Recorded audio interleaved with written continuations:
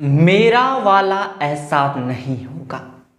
जब तक ये सोच समाज में बनी रहेगी, जब तक इस मानसिकता के लोग समाज में जीवित रहेंगे, तब तक कई श्रद्धाएं मरती रहेंगी और कई आफताब 35 टुकड़े करते रहेंगे। इसलिए मेरा वाला कलाम ऐसा नहीं होगा, या फिर मेरा वाला ऐसा नहीं होगा।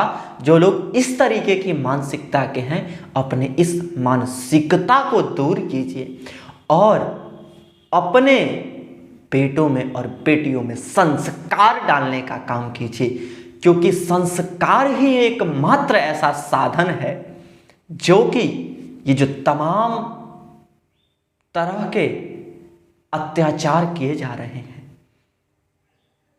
ये जो 35 टुकड़े वाले मामले सामने आ रहे हैं, अगर उस श्रद्धा में संस्कार होता तो ये मामला सामने नहीं है आता। अगर वो श्रद्धा अपने माँ बाप को छोड़ के 2019 में आफ्ताब के साथ रहने नहीं गई होती तो ये घटना नहीं होता। तमाम तरह के उदाहरण उठा के देख लीजिए। जब आपके बेटे में या फिर आपके बेटियों में संस्कार विकसित होगा, क्योंकि संस्कार से ही विचारधारा का निर्माण होता है, और जो विचारधारा व्यक्ति के अंदर प्रवाहित होती हैं, उसी विचारधारा से व्यक्ति अपने जीवन को व्यतीत करता है।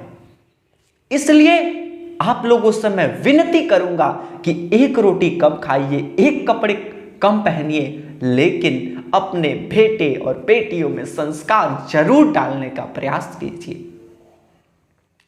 क्योंकि जब संस्कार हमारे बेटियों के बने रहेंगे तो ऐसे दिन हमें देखने के लिए नहीं मिलेंगे।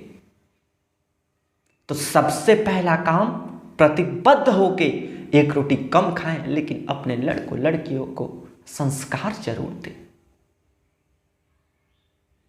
आज भगत सिंह सब कोई बनना चाहता है, भगत सिंह को सब कोई देखना चाहता है, लेकिन विडंबना क्या है साहब, आप जानते हैं कि भगत सिंह कोई गलती से मेरे घर में ना पैदा हो, क्योंकि हमारे बेटे बेटियों को तो शादी करना है, 4 ठो बच्चा पैदा करना है, भगत सिंह पड़ोसी के घर में पैदा हो।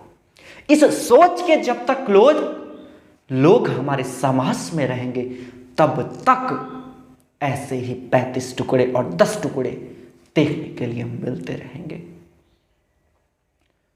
और विडंबना भी है हमारे संविधान की कि इन चीजों पे कार्रवाई होने में बहुत समय लगता है, क्योंकि जब तक पूरे साक्ष्य नहीं मिल जाते तब तक उस पर कार्रवाई नहीं की जाती।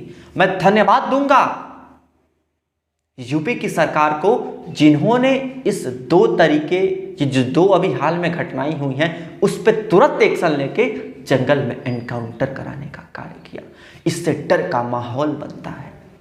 अगर वास्तव में इन सब मुद्दों को रोकना भी है तो संस्कार बनाइए और सरकार भी सहयोग करे कि ऐसे अपराधियों को 30 दिनों के अंदर फांसी के फंदों पर लटका दिया जाए।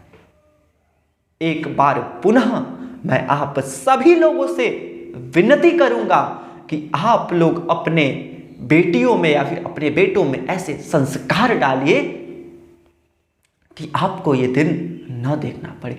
जानते हैं उस पिता की क्या दशा होती होगी जिसकी बेटी घर से भाग जाती है, और जब पिता ऐसा खबर सुनता है कि हमारी बेटी के 35 टुकड़े हो गए हैं, तो उसके मन में उस समय कैसी परिस्थिति उत्पन्न होती है। सबसे पहले तो वो ना किसी से बात कर सकता है, ना कुछ, 1-2 महीने तक तो घर से बाहर तक नहीं निकलता है, और निकलता है जब निकलता है ना तो आजीवन अपने सर को ऐसे नहीं ऐसे झुका के चलता है कि कोई कहीं देख ले तो ये ना पूछ ले कि अरे तुम्हारी बेटी के साथ ऐसा क्यों हुआ।